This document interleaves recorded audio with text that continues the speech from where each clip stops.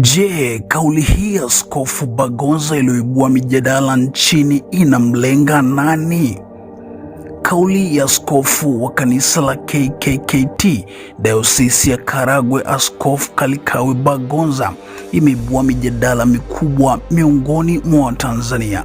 Hii ni baada ya askofu huyu msomi wa PhD kuonekana kuishangaa au kuikosoa serikali ya Tanzania chini ya Mheshimiwa sana Rais Samia Suluhu Hassan kuhusu kuipiga marufuku mikutano ya kisiasa nchini Tanzania.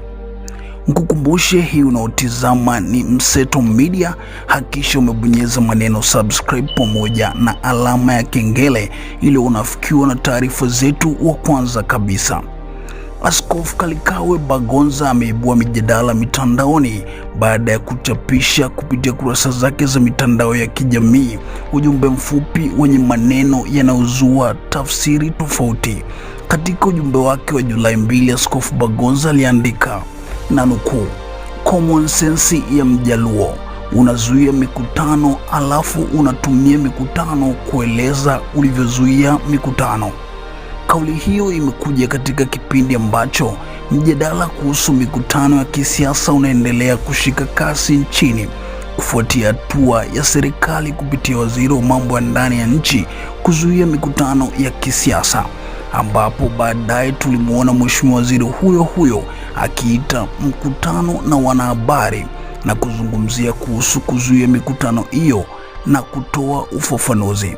Kwa upande wa Askofu Bagonza, ingawa hakumtaja mtu kwa jina, lakini baadhi ya wachambuzi na watumiaji wa mitandao ya kijamii wanaamini ujumbe huo unalenga kukosoa uamuzi wa serikali, huku wengine wakisema ni maoni yake binafsi kuhusu hali ya kisiasa nchini.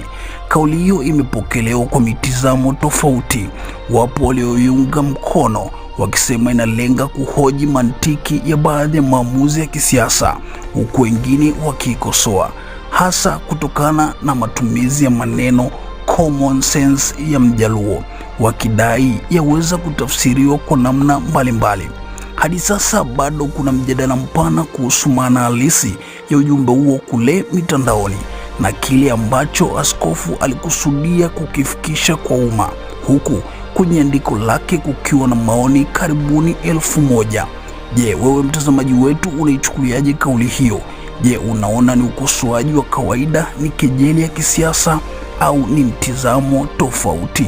Kauli hiyo inasema common sense ya Mjaluo, unazuia mikutano alafu unatumia mikutano kueleza ulivyozuia mikutano.